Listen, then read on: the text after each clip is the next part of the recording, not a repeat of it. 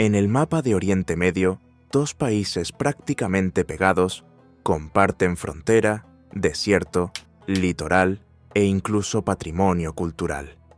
Pero cuando miramos al presente, los caminos que han seguido no podrían ser más diferentes. Por un lado, Omán, un sultanato discreto que se ha convertido en un referente de estabilidad, diplomacia y calidad de vida en el Golfo Pérsico.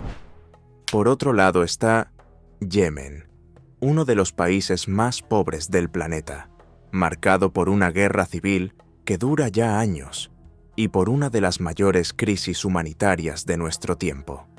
¿Cómo es posible que dos vecinos tan similares en el mapa hayan acabado en extremos tan opuestos? ¿Qué explica el éxito de uno y el colapso del otro? Eso es lo que Bello Mundo te va a contar ahora. Número 1. Ubicación y similitudes. Omán y Yemen se encuentran muy cerca, en el sur de la península arábiga, en una de las regiones más estratégicas de Oriente Medio. Ambos comparten frontera terrestre y están rodeados por mares que conectan tres puntos vitales: el Golfo Pérsico, el Océano Índico y el Mar Rojo. Esta ubicación los sitúa en medio de algunas de las rutas comerciales más transitadas y disputadas del planeta. La posición geográfica de ambos ayuda a entender por qué siempre han tenido relevancia regional. Omán está orientado hacia el estrecho de Hormuz, por donde pasa gran parte del petróleo exportado por los grandes productores del Golfo. Por su parte, Yemen se encuentra frente al estrecho de Bab el-Mandeb, que funciona como puerta de entrada entre el Mar Rojo y el Océano Índico, un paso crucial para el comercio entre Europa y Asia. Además de la ubicación, ambos países comparten características geográficas similares.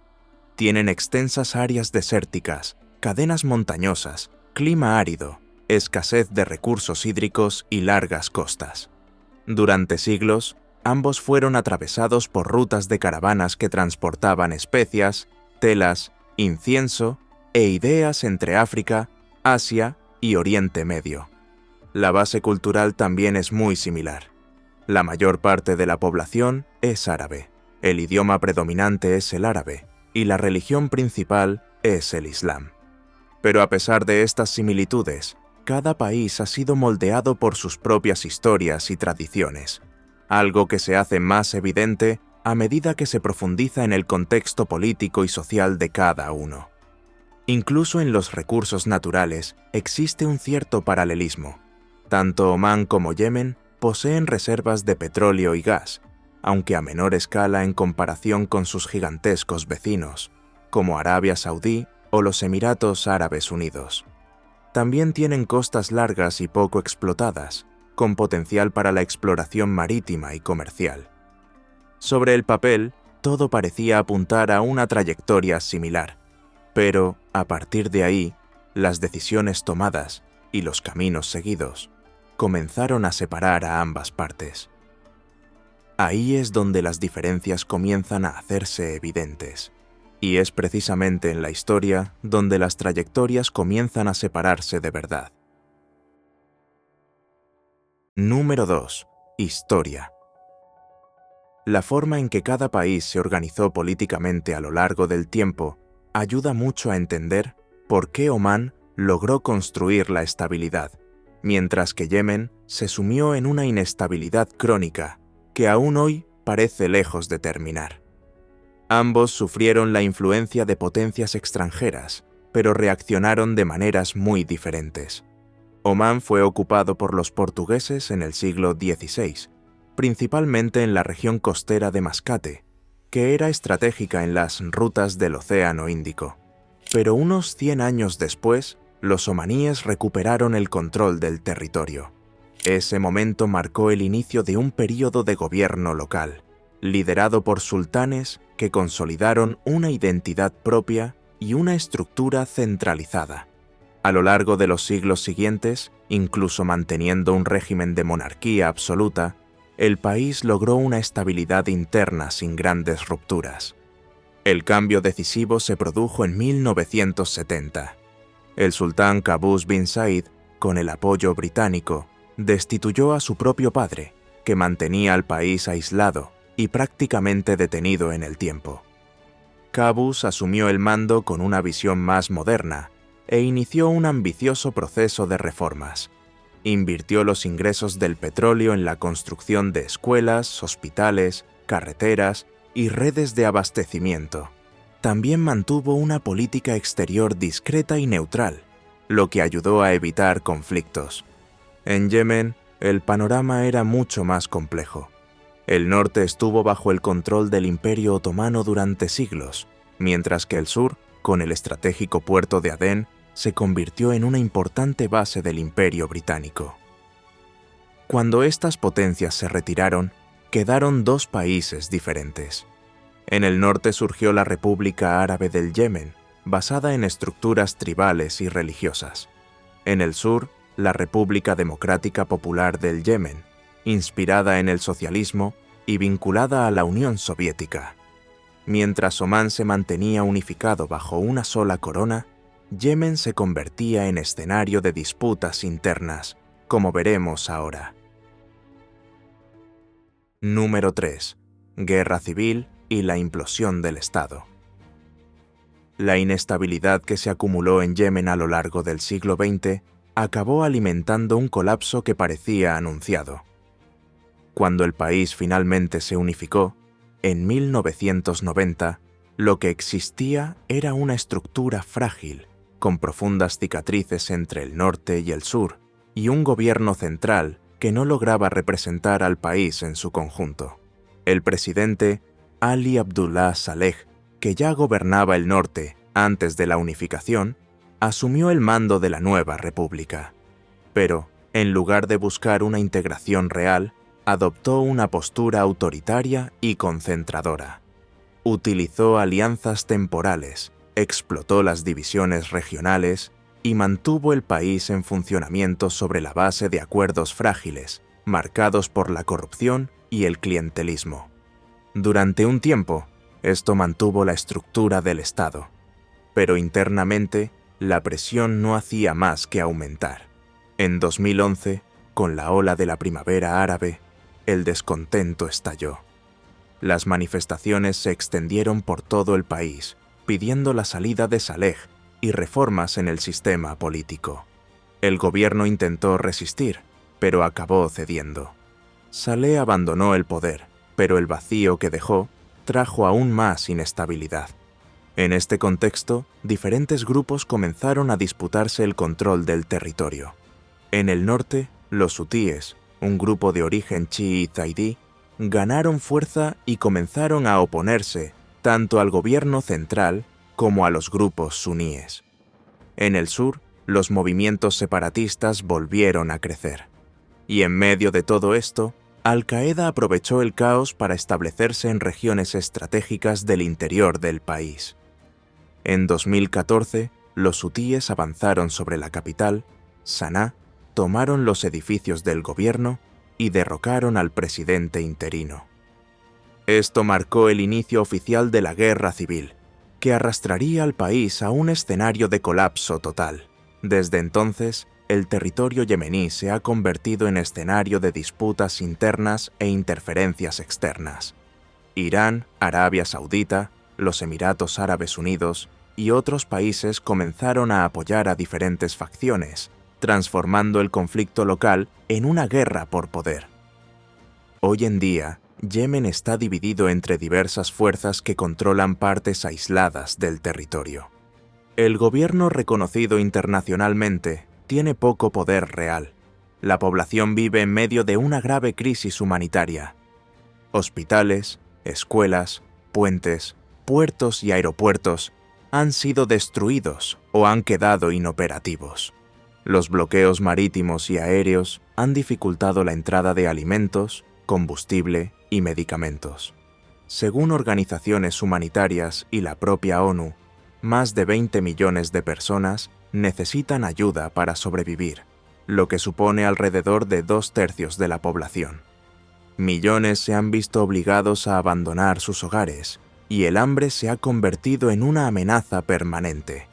Gran parte de las muertes no se deben directamente a las bombas, sino a las enfermedades y el hambre que surgen cuando el sistema sanitario colapsa y desaparece el agua potable. Las estimaciones hablan de cientos de miles de vidas perdidas, teniendo en cuenta tanto la violencia como las consecuencias indirectas de la guerra. Mientras tanto, Omán siguió el camino opuesto. Número 4. Estabilidad interna y papel diplomático de Omán. A diferencia de su problemático vecino, Omán mantuvo su unidad territorial, conservó el liderazgo de su líder durante décadas y logró evitar tanto las guerras internas como la participación directa en conflictos regionales. Esta estabilidad interna tuvo un peso enorme. A pesar de contar con recursos naturales más modestos en comparación con otros países del Golfo, Omán utilizó sus ingresos de forma más prudente. En lugar de grandes obras para impresionar al mundo, como rascacielos o islas artificiales, el país ha optado por infraestructuras básicas, programas sociales y educación. Esta elección ha contribuido a crear una población con mayor acceso a los servicios públicos y una economía menos dependiente de proyectos de alto riesgo. Además, el país ha pasado a ocupar un papel único en la política exterior de Oriente Medio. En lugar de tomar partido en disputas que se prolongan durante décadas, ha adoptado una política exterior basada en la neutralidad activa. En la práctica, esto significa mantener buenas relaciones con quienes no se hablan entre sí. El sultanato dialoga con Irán, Arabia Saudí, Estados Unidos, Israel y grupos que, en otras capitales, serían tratados únicamente como enemigos. Fue en Omán donde las conversaciones discretas entre Estados Unidos e Irán ayudaron a allanar el camino para el acuerdo nuclear de 2015. Fue en Omán donde se reanudaron las nuevas reuniones en 2025, cuando las tensiones volvieron a aumentar. Esta postura le valió al país el apodo de Suiza de Oriente Medio. No porque sea neutral en todo, sino porque evita entrar directamente en guerras y prefiere sentarse a la mesa como mediador. Esto también conlleva beneficios concretos. Un país que transmite confianza, atrae inversiones, acoge conferencias internacionales, consigue negociar deudas, facilita acuerdos energéticos y se convierte en puerta de entrada para empresas que quieren operar en la región sin verse envueltas en el fuego cruzado. En una región marcada por tensiones constantes, el país ha logrado mantener puentes abiertos con casi todas las partes, algo que pocos han conseguido.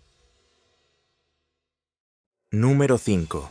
Petróleo, economía y uso de la riqueza.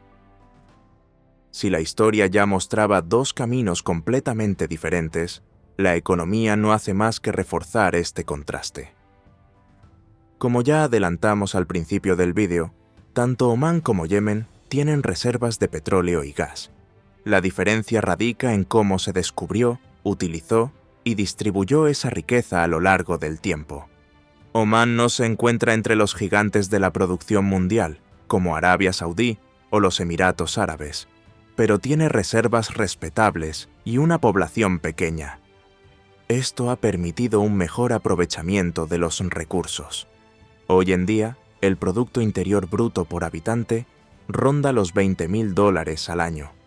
Estos ingresos se han destinado a obras de infraestructura, modernización de puertos, redes de transporte, salud, educación y también a proyectos de diversificación de la economía, como el turismo, la logística y la industria ligera. La capital, Mascate, tiene un nivel de servicios superior a la media regional, y el puerto de Dhoom, por ejemplo, se ha convertido en una referencia en transporte marítimo y desarrollo estratégico. El resultado se refleja en los indicadores. Omán tiene un índice de desarrollo humano de aproximadamente 0,82. Esta puntuación lo sitúa entre los mejores de Oriente Medio. Para quienes no lo sepan, el IDH es un indicador de las Naciones Unidas que evalúa la esperanza de vida, el acceso a la educación y la renta media de la población. Cuanto más se acerque a 1, mayor es el nivel de desarrollo. En el otro extremo se encuentra Yemen, con un IDH de aproximadamente 0,42, prácticamente la mitad que su vecino. El país también apostó por el petróleo como fuente de ingresos, pero en condiciones mucho más limitadas. Las reservas siempre fueron menores, la población siempre fue mayor y los recursos recaudados no se administraron bien. Antes de la guerra, el petróleo representaba una buena parte del presupuesto público, pero gran parte de esos ingresos se perdía en corrupción, subsidios mal planificados o gastos militares. Cuando estalló la guerra, todo empeoró. La producción se desplomó, los oleoductos resultaron dañados, los puertos fueron bloqueados y la principal fuente de ingresos desapareció. El Producto Interior Bruto por habitante cayó a menos de $1.000 al año, uno de los peores niveles del planeta. El impacto de esto se siente en todos los ámbitos. Los hospitales dejaron de funcionar, las escuelas fueron abandonadas, el suministro de agua y energía se volvió inestable o inexistente en muchas regiones. Millones de personas pasaron a depender de la ayuda exterior para comer, beber agua potable o recibir atención médica básica. Mientras que los omaníes ven cómo el petróleo se transforma en carreteras, hospitales, aeropuertos y empleos en el sector servicios, los yemeníes han visto cómo el petróleo se ha convertido en humo, tanto en sentido literal, con las refinerías bombardeadas, como en sentido figurado, con las élites desviando los recursos. Número 6. Estado, instituciones y estabilidad. Otro punto que ayuda a explicar los caminos tan diferentes de Omán y Yemen es la forma en que cada sociedad se organiza internamente.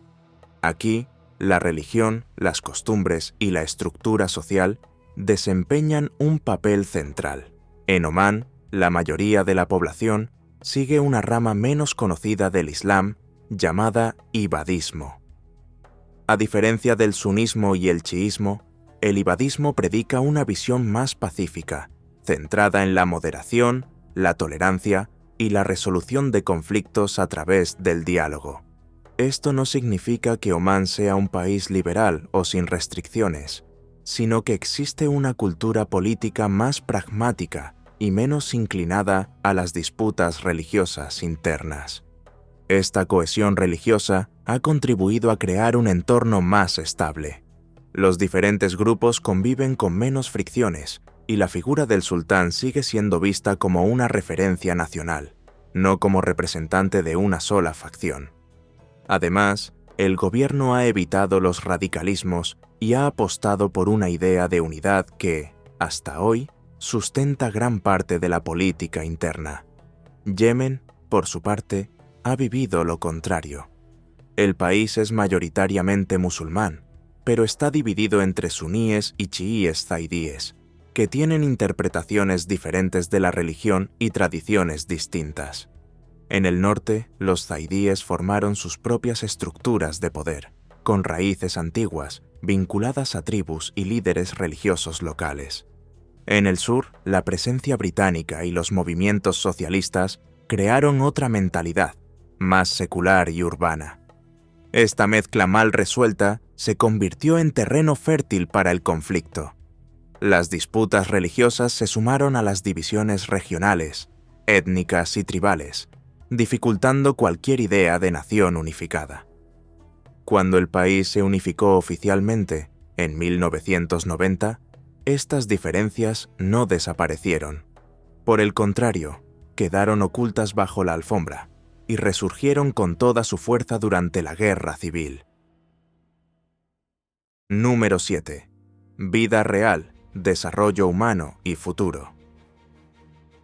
Al final, todo esto se traduce en una sola cosa: el impacto directo en la vida de quienes nacen en un país y en el otro. En Omán, la esperanza de vida es comparable a la de los países europeos.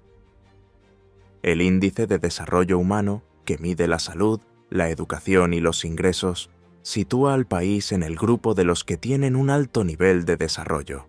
En la práctica, esto significa escuelas en funcionamiento, hospitales con infraestructura, carreteras que conectan el interior con la capital, agua tratada que llega a los barrios urbanos y un nivel de pobreza muy inferior al de otros países de la región.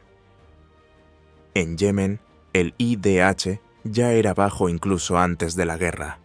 Rondaba el 0,47, y desde entonces no ha hecho más que caer en picado. Hoy en día, casi toda la población depende de algún tipo de ayuda internacional. La desnutrición infantil es habitual, y las perspectivas de futuro para millones de jóvenes se reducen a la supervivencia. Mientras un adolescente omaní piensa en qué carrera técnica va a estudiar o en qué ciudad puede trabajar, un adolescente yemení a menudo tiene que pensar en cómo conseguir agua, comida para su familia o una ruta de escape. Los dos nacieron bajo el mismo sol, en la misma península, con pueblos que hablan el mismo idioma, siguen la misma religión y comparten muchas costumbres. Pero uno creció en un estado que logró mantenerse intacto e invertir en su propia población. El otro creció en un país fragmentado, tironeado en direcciones opuestas, que perdió el control del territorio y vio desaparecer su riqueza en medio de una guerra sin fin. En el mapa, Omán y Yemen aparecen uno al lado del otro. En realidad, parecen mundos separados. ¿Y tú? ¿Alguna vez te has parado a pensar en este contraste entre dos vecinos que, a primera vista, parecen tan similares? Cuéntanos en los comentarios si vivirías en un país estable como Omán, aunque con menos libertades políticas, o si aún crees que lugares como Yemen pueden encontrar un camino de reconstrucción en el futuro. Y, por supuesto, si te ha gustado este vídeo, dale a me gusta, suscríbete al canal y activa el botón Hype. Esto ayuda a que este contenido llegue a más gente y a mostrar realidades que, a menudo, pasan desapercibidas en el mapa. Y si quieres saber más sobre Omán, tenemos un vídeo exclusivo aquí en el canal solo sobre eso. En él nos sumergimos en las curiosidades más impresionantes de este lugar, y créeme, no faltan. Desde la forma en que la población lidia con el calor, hasta una forma muy diferente de entender los roles sociales. ¿Sabías que, a pesar de ser un país musulmán, hay hombres casados que mantienen relaciones con otros hombres y que esto no se considera homosexualidad? Pues así es, la explicación tiene que ver con una figura social poco conocida, llamada Shanti. ¿Quieres entenderlo mejor? El enlace está en la descripción. Ve a verlo ahora mismo. Nos vemos en el próximo vídeo.